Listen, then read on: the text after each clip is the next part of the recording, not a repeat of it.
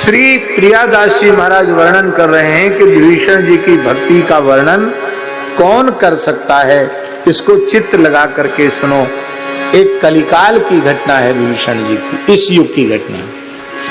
ये नया चरित्र भक्तमाल में एक जहाज व्यापार के सिलसिले में समुद्र में गया था, विदेश गया था। समुद्री तूफान में जहाज फंस गया और जहाज के चालकों ने कहा कि अब बचाने का हमारे पास कोई उपाय शेष नहीं रहा, जहाज तबाह हो सकता है, क्या करें। सब अपने अपने इष्ट को याद करने लगे। सब तरह के लोग होते हैं। किसी ने कहा रे महाराज समुद्र बल मांग रहा है, बलि। यहाँ भी देहात में लोग कहते हैं अरे भैया नदी ने बल ले लिए उसकी, तालाब ने बल ले लिए, ऐसे कहते हैं ना गांव देहात में लोग। बोले समुद्र देवता बलि मांग रहे हैं। बलि के विश्वास वाले लोग भी होते हैं। और बोले अब यहाँ किसको बलि दें। बलि हमेशा कमजोर की होती है,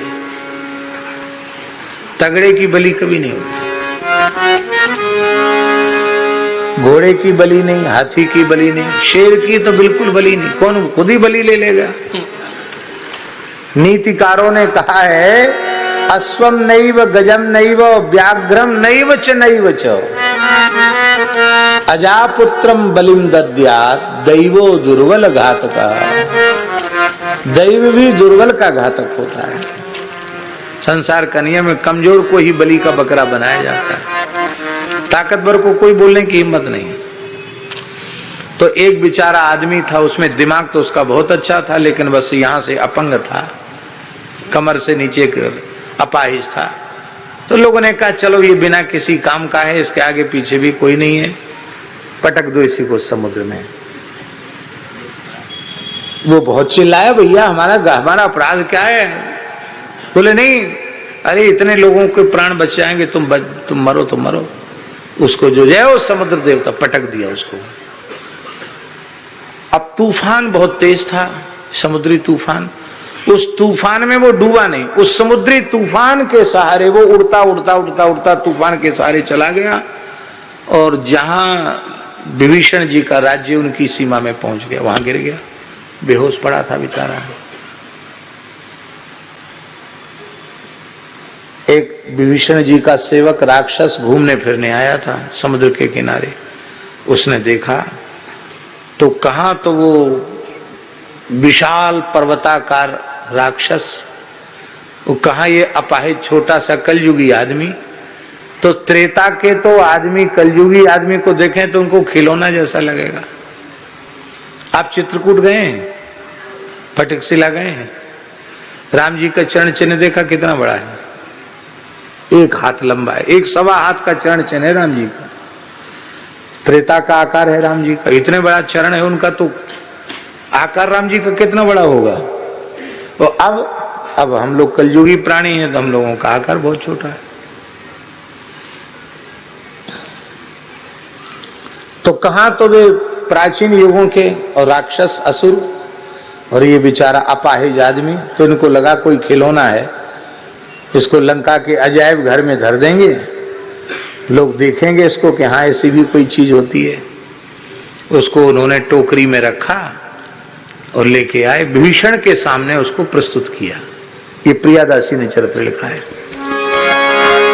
भक्ति जो विभीषण की कहे ऐसो कौन जन, ए पे कछु कही जात सुनो चित लाए के। चलत जहाज पर अटक विचार कियो, को अंगहीन नर दियो ले बाए।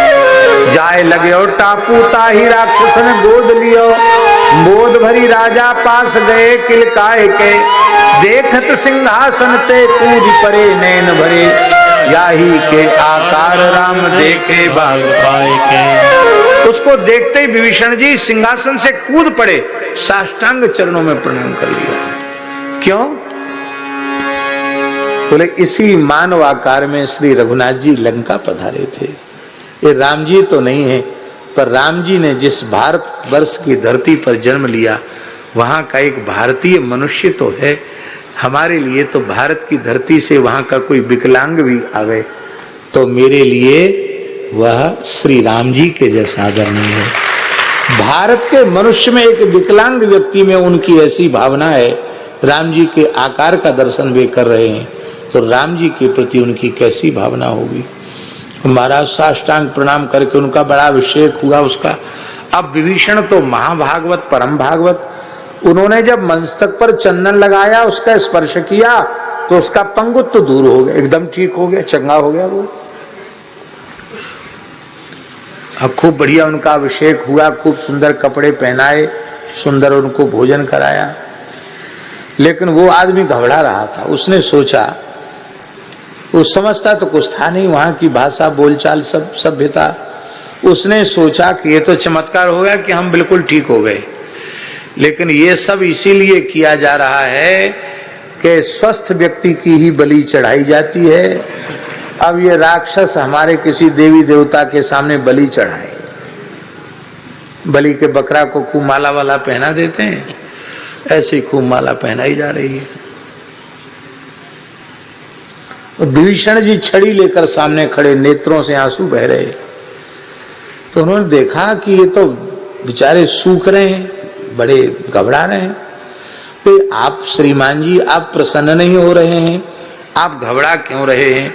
उसने कहा, महाराज आपकी बहुत दया होगी, हमको जल्दी से जल्दी भारतवर्ष पहुंचा दिया जाए, क्योंकि मैं यहाँ एक क्षण नहीं रहना चाहता हूं। तो रचिके सिंहासन पहले बिठायो ताई क्षण, अपने सिंहासन पर उसको बिठा दिया। राक्षसन रीझ देति मान सुरभरी है, तऊ ना प्रसन्न हो तो छन छन छीन ज्योति, पूजिए कृपाल मत मेरी अति हरी है। चाहत मुखार बिंद अति ही आनंद भरी, धरकत नैन नीर टेक ठारो छड़ी है। छड़ीदार बन के खड़े, करो सिंधु पार मेरे यही सुख सार दियो रतन अपार वाई और फिरी है। उसने कहा, महाराज हमको समुद्र से पार कर दो, यही आपकी बड़ी सेवा होगी। अब तो महाराज तमाम दिव्य रत्न विभीषण जी ने उसको दिए और रत्न दे करके कहा कि ठीक है आप जाओ। महाराज अब हम पार कैसे होंगे? तो विभीषण जी ने क्या किया कि तुलसी के दल में श्री राम नाम लिख दिया और उस व्यक्ति के पगड़ी के भीतर उसको रख दिया राम नाम को, और पगड़ी बांधी और कहा, अब उसको पता नहीं कि क्या कर दिया विभीषण जी ने। और विभीषण जी का विश्वास कि जब राम नाम श्री रघुवीर प्रताप ते सिंधु तरे पाषाण, बड़े बड़े पहाड़ तर गए तो ये आदमी क्यों नहीं तरेगा? भवसागर पार उतर जाता है तो क्या है? इस विश्वास के आधार पर राम नाम लिख दिया। अब तो महाराज वो जैसे योगी लोग मन की गति से चलते हैं, ऐसे वो समुद्र की लहरों पर चलने लग गया। पोटली सिर पे धरे और चलने लगे, बड़ा खुश था। और महाराज जी अब वो जहाज वहीं मिल गया उसको रास्ते में, जिस जहाज से उसको पटका था ना, वो जहाज रास्ते में ही मिल गया। उन्होंने पहचान लिया उस आदमी को। अरे बोले, तो बड़े कपड़ा लत्ता पहरे, बहुत आभूषण पहने, ये तो कहां से? ये तो ठीक भी हो गया, ये इतनी तेजी से कैसे चल रहा? जहाज से भी तेजी से भाग रहा है। तो उन्होंने आवाज लगे, भैया रुको रुको रुको रुको, बैठ जाओ, जहाज में बैठ जाओ, काहे को इतना श्रम करोगे, बैठ जाओ। बैठ गया, बिठा लिया उसको, जहाज रोक के सीढ़ी वीढ़ी लगा के उसको चढ़ा लिया। और चढ़ाने के बाद फिर वो पूछने लगे, तो सीधे साधे आदमी ने सारी बात बता दी। उन लोगों ने कहा कि बहुत अच्छा हुआ, इसके आगे पीछे तो कोई दिखाई नहीं पड़ रहा आदमी, कोई हिमायती तो इसका है नहीं, इसको फिर से पटक दो समुद्र में। और इसकी जो गठरी है ना जिसमें रत्न भरे हुए हैं, इसको छीन लो। तो उनके मन में जैसे ही बेईमानी आई कि वो समझ गया कि इनकी नजर बदल गई है, तो उसने कहा, भैया तुम हमें फेंकोगे, हम समझ गए तुम्हारी नजर देख के, उसके पहले हम ही कूद जाते। पुटरी ले, गठरी पुटरी लेके कूद गया और कूद करके पल्ली पार चला गया।